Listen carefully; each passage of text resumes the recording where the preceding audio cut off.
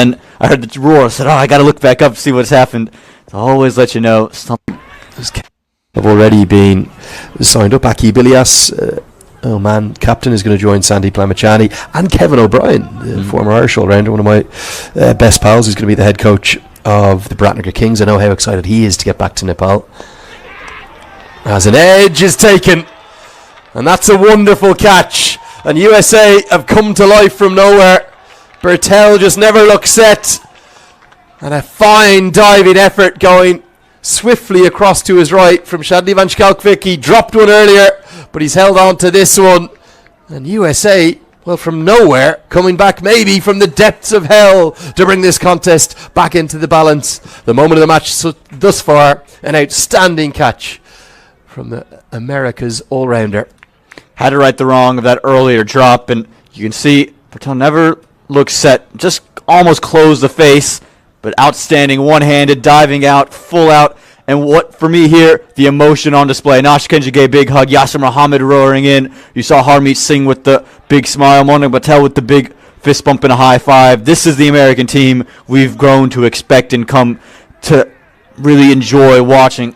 Nepal, got to find a way to get going. Gulshan Jha will join them. It's 121 for 3. Well, it's not going to be Gulshan Jha, so we'll have to ask our graphics team to correct that, because it's the diminutive figure of Asif Sheikh. He's often the man for a crisis, and this to me indicates a change in approach from Monty Desai. He always has flexibility in his lineup. The lineup we were given indicated that Jha would be at 5, Irie at 6, and then Arif Sheikh down at number 7, but they've gone with the Iceman. He's known as being very cool and calm and under pressure. This game, well, 35 minutes ago, it looked like Nepal could post 400 and USA would be blitzed away. It's changed in a matter of moments, and you would have to say that particularly for Asif Sheikh and Dev Canal's the travelling reserve, and for Anil Shah, they're the architects of their own downfall. They haven't fallen to good deliveries. This was nicely bowled by Kenjige to dismiss Kushal Bertel, but they just did. Is it a misread of the match situation as we get one more look at the spectacular catch? Yeah, again, it almost felt like they thought everything was just going to keep going their way. Again, spectacular catch indeed, and the USA have taken advantage of those opportunities when they've come up, apart from the 2 drops. But again, that almost throw the hands, that one that was a little bit wider,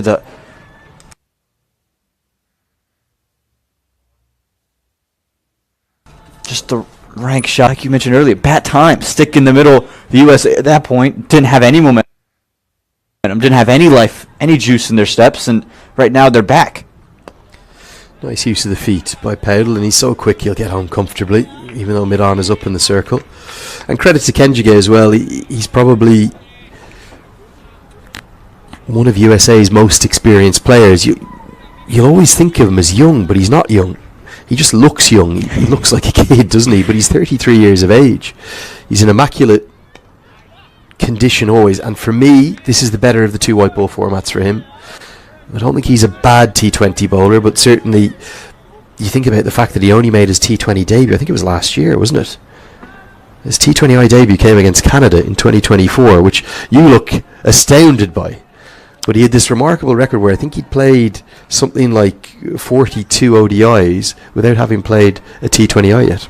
Well, maybe that I'm thinking about those matches in Morrisville, the qualifiers, sub-regional qualifiers back in 2018. Those might not have been officially T20Is, but I reckon, or I feel like he was part of those. They weren't. He did play 6 games that weren't T20Is, but the whole period from 2019 through to 2024, he never played. So Kareem Agor was initially in place, and then Nisarg Patel was the incumbent left-arm spinner. And then it's actually somewhat ironic that when Harmeet Singh qualified and became available, it was then, I think it was Stuart Law who made the call that we've got to get Nash Kenjige in. Look at him in Major League last year. He's a super bowler. But for me, I don't think he's as good a he's not a bad T20 bowler by any stretch, but he's a much better ODI bowler, and his career numbers kind of would suggest that as well. Really good economy rate in particular, as we see Van Schalkvik return to the attack. Do you need to get those graphics corrected? It is not Gulshan Jha at the crease, it is Arif Sheikh. So I'll Get onto that, Aman. Well, for Naj Kinjigi, I think what he does well, and what the ODI allows him to do, is he can just kind of go about his business bowling. He doesn't have to throw in different deliveries every ball. He's able to set up batters. He changes his pace well through the air. Versus in T20 cricket, what he's adapted himself to do is throw in the variations sooner, and that can cause maybe one or two looseners, but he's really developed that part of his game. And Skalkovic coming back in, an interesting call. Yes, we saw Nepal with a couple of overs earlier, so maybe that's what's pushed Nepal back to save him for the death. But this is where Van Skalkovic's role has kind of been defined. In the middle, he's able to do very good things with the cutters and the change-up deliveries. He plays a lot of T20 cricket domestically, and so he has this skill. Again, it's Arif Sheikh and Rohit Baudo at the moment. Arif Sheikh's on strike. He's on 3. And this is what Arif Sheikh can do. Not an expansive stroke maker. He's not going to be blitzing at the ball, but he can just hold himself down in the middle. 60 strike rate. He averages 25. What he'll make sure he does is spend time and bat time. And I actually really like this move from head coach Monty Desai to bring him in. You heard Lenny mention he's always very flexible with the batting order, wants his players to be able to bat in different situations. But this isn't a situation for Gulshan Jah, who you don't want to hold back and force him to play apart from his natural game. And it's why Arif Sheikh has real value in the ODI format. I think more value in the ODIs versus the T20s. He does give you some overs with the ball as a gentle medium pacer, but with him as a bat, can just keep things going, can keep wickets at bay, can almost tire out the USA, get them off their momentum. We've spoken about how momentum is like a river, just kind of flows in your direction when you pick up things in your favor.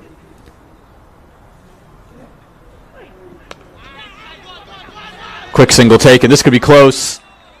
We'll get a very quick between the stumps, but sent back was Rohit Baudo. Didn't want to take on the arm of Andres Gels.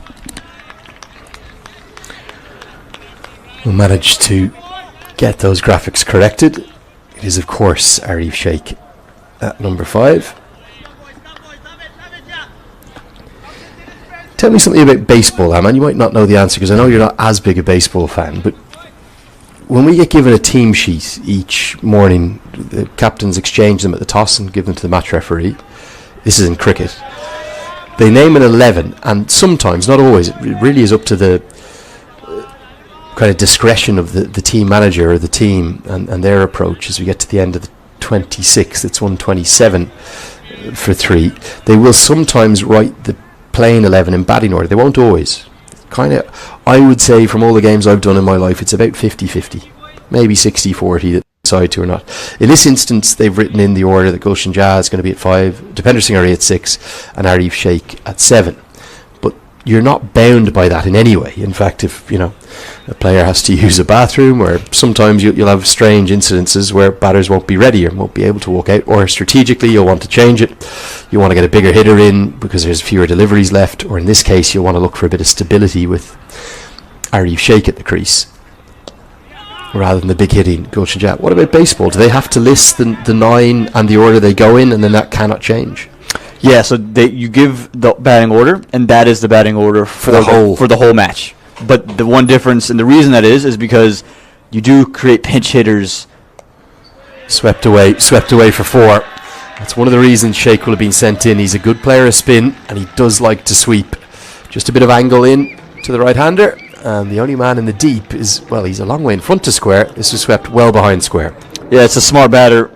And Arif Sheikh, again, what he does really well is he just bats time, and he doesn't play outside of his own means, and that's what Nepal needs at the moment. I mentioned that one fielder well in front of square.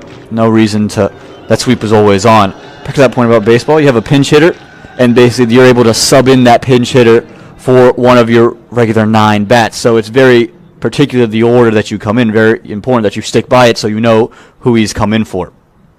And once that pinch hitter comes into bat, the regulation batter can't come back in, so you tend to see that pinch hitter come in probably closer to the 9th inning, maybe in inning number 7, when the game's really in a situation where you need someone to do something, either bunt the ball really well or power it down the ground.